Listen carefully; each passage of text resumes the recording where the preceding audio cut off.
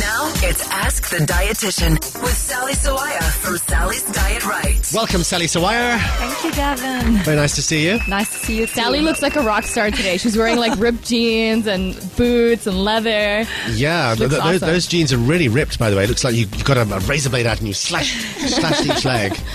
So I cannot afford a whole jean, so I have to. You know, funniest story, my friend's little daughter, she was like 5 years old or something. She went into a store and there were ripped jeans. And she's like, Mommy, why would you buy jeans that are already ruined? Exactly, she's right. My grandmother trying to mend my ripped jeans once.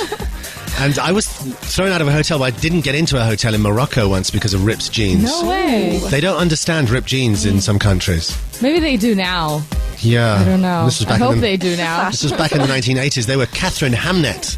And she was that like a expensive? big designer. Okay. And Where is she now? I was telling them, these are Catherine Hamnet. I'm going to go. I thought I was some sort of vagrant or something. So Sally Sawaya is from Sally's Diet Right. You can find Sally online. It's Sally's Diet Right online.com. It's sallysdietright.com with the right spelled R-I-T-E, or Sally's Diet Right on Facebook. You've come armed with your top 5 things this morning. Yes, Gavin. So what is it this morning? It's the foods that can give you a migraine headache. Oh, wow. This is important. Yes. I like this. Yeah, suddenly you can get a headache and you think, why? And then it could be something you've eaten. Related to food. I mean, it could be stress, lack of sleep, tiredness, but Sometimes it could be related to dehydration. food. Dehydration, exactly. Could also be lack of caffeine if you're used to having lots of caffeine headaches. True. and then suddenly you stop and that particular day you haven't had enough caffeine, you can get a terrible headache. Withdrawal symptoms. But these are the foods that could give you migraines. Number 5. Aged cheese. Aged cheese? Yes, and now it's the Those are season the for best cheeses. Yeah, Yeah. I know, Roquefort, and even Lebanese cheese, shanklish, can Really? even cause that. I didn't know that was aged. Yeah, it is aged. Wow. And because it contains like tyramine, a compound that can trigger a migraine headache. So if you have, just keep a diary. If this is one of the foods, then you have to avoid it. Okay. I love Roquefort. Yeah. I hate it when they have those promotions at the supermarket and they say Roquefort and they say this amazing price and you go and they go, this is the Roquefort and it's blue cheese. And you say, that's not Roquefort, that's blue cheese. It's like a different It's the cheese. same. And they seem to think it's the same. It's not. It's Yeah. completely different. True. And aged blue Stilton is amazing. Aged cheddar. Not aged try cheddar. this. Aged Parmesan. Aged Parmesan. Yeah. Oh, That's really? I amazing. didn't know best. that. So expensive. Oh. Anyway, so that can give you a headache. What else? Number 4. Chocolate. Really? Again, it contains that compound and some tannins, and it could set the stage for migraine. That's really surprising. I thought they like relieve headaches and make you happy, and Yeah, it's like a true. miracle sweet. Because it's different between people, Olga. Sometimes if my trigger is aged cheese, it may not be chocolate, but these are the most common foods. Okay. The foods that could give you a headache. Number 3. Alcohol, especially red wine, and I'm susceptible So to that. cheese and wine followed by chocolate is not a good combination. Yes, true. I mean, red wine does it for me. That's With for me, sure. it's champagne. Just a sip of champagne, especially the cheap champagne. It just gives me an instant headache. Wow. Yeah, alcohol in general, red wine specifically. Number Could it be because of the because it dehydrates you, and if you drink water, does it Dehydration. help? True. Yeah. Dehydration, and also it contains histamine and tyramine, the same product found in aged cheese. Oh, that so it can also trigger has that the headache. compound thing. Yeah. True. Number 2. Caffeine. Gavin, caffeine. yeah, you talked about I caffeine. ruined one of your things. I'm sorry. But it's a But it double-edged goes both sword. ways. Yes, Yeah, I've heard that exactly. before. So if you have caffeine in excess, more than 2 to 3 cups, it may trigger your migraine headache. But sometimes the migraine medication contains some caffeine because caffeine in moderate amounts can relieve it. Okay. I think it depends on your So- blood pressure too. Yes, true. I mean, for me, when I take soluble coffee, when I have migraine, I'm fine. But if I don't drink the coffee in the morning, I get the migraine. Okay. So it's either withdrawal symptoms So or you too have to much. have the right balance of coffee, Yes. not too much, not too little. In moderation. And number True. 1 of the foods that could give you a headache. MSG. Oh, MSG. Yes, you told me about it, I Gavin. don't like it. Yeah. And it's true. It's an additive. It's found in Chinese food. It just maintains a good taste in food. It's So also found in chips. processed food, yeah. packaged foods that we found at the supermarket, and up to 15% of the people, it affects up to 15% of the people. So it's a huge percentage Yeah. if you come to think of it. Wow. And I think it's banned in America. I'm sure it's banned actually in America. I think it's banned in a couple of places. You don't like it, Yeah. MSG, thank you.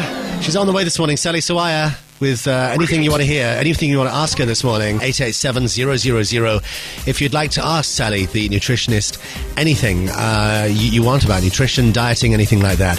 So what questions have we got this morning? Okay, so somebody says, I have a great metabolism, so I'm very skinny, and I do a lot of sports. Does that justify eating junk food and bad stuff since I burn them, or is it still does it still have a bad effect? But it's just that I don't see the effect.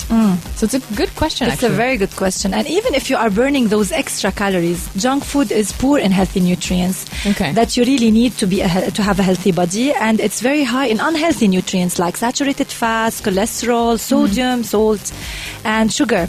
So it may have bad consequences in the future because these kinds of nutrients are bad for you. Not only that, but when you have a lot of junk, you eat less of the healthy stuff, such as vegetables, fruits, whole grains, which means you may be missing out on the healthy nutrients that you need so that your body functions in an like optimal vitamins, way. And you have healthy hair Minerals, when you have a lot of 100% healthy foods. skin, healthy heart, everything. So you can permit yourself. So it's not just about the metabolism. There's a lot of other things involved. It's not only about the calories. It's about the nutrients, how healthy your nutrients are. And you can have junk food once in a while, but don't make it a habit to have these junk foods every day. Yeah. Okay. Good question. Good answer. Someone saying, how can I gain some weight in my face? My face is skinny. Is it possible? If she or he is skinny, they need to gain weight in a healthy way, and then the fat will come into the cheeks and the face. So just make sure to gain weight healthily and enrich your diet with more vegetables, more fruits, because they are rich in vitamins and minerals, and they can give you that glowing complexion. There was a rumor that if you eat dairy products, the weight will go to your face. Is that not true? It's about the whole diet, Gavin. There's no one food. It's about the whole diet. But dairy, is a really healthy food. It contains calcium and lots of vitamins and minerals. But make sure to choose the low fat. Even if you're skinny, choose the low fat because the saturated fat in animal products is not very healthy for you. 03-887-000 is our WhatsApp number. Somebody is saying, hello, what do you think about the smoothie trend? So replacing a meal with a smoothie, like, for example, a green smoothie. What do you think about that? That's really an important question because now everybody's like blending large amounts of green leafy vegetables such as spinach, broccoli, parsley or kale, now it's fashionable, with some fruits like mango, pineapple, kiwi and such to get a smoothie, and they're replacing the meal with that smoothie. Is that a good idea? From time to time, it's good because it contains those nutrients. However, it's not a lifestyle that you can maintain. Food is pleasurable, don't you think?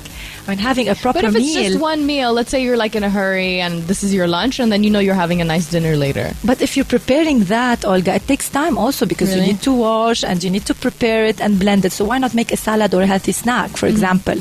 Why not from time to time? But it's not sustainable. You're not having the pleasure of eating. And then when you have liquid foods, you digest them faster and absorb them faster. So you are hungry faster. So when you have a solid food, it really sustains you more. Okay. And these are really rich in vitamins and minerals, but they lack some essential nutrients like proteins. And protein is what's filling in a meal. So it's not really, really complete. And I told you, it takes some time to prepare those ingredients. So prepare a healthy meal instead. Somebody's asking about if there's any foods that can help clean your body from nicotine.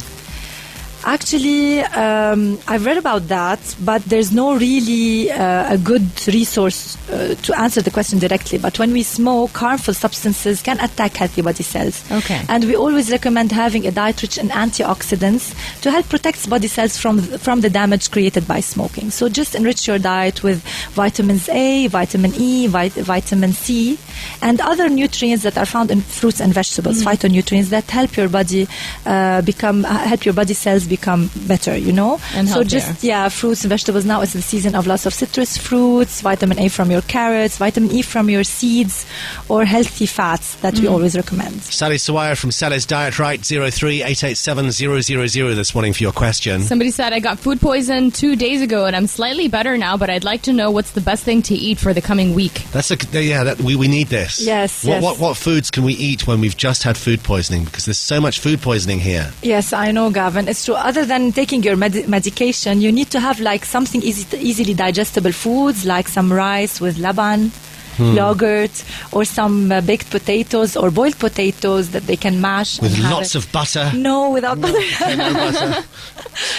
just something lean on the stomach. Sometimes we toast bread and have it with labneh because, yogurt and labneh are really good. They have those probiotics that help your digestive system recuperate. Yeah. And just have some carbs that are really easily digested, such as rice, potatoes, and breads. Okay. What about like boiled chicken breast? Is that okay? Why not? Yes, Okay, why not, good. Gavin? Somebody says, I run a lot and I do gym and mostly eat healthy and I have 10% body fat, but I have love handles and so I'd like to lose them.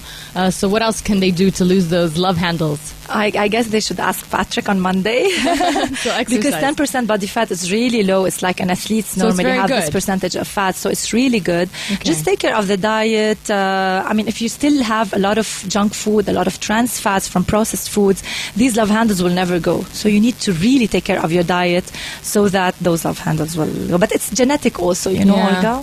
Someone wants you to clarify something. Please let people understand that dieting doesn't necessarily mean you don't eat. Even small children nowadays aren't eating all in the name of dieting. Please, Sally. Yes, it's a great sentence to say. It's true.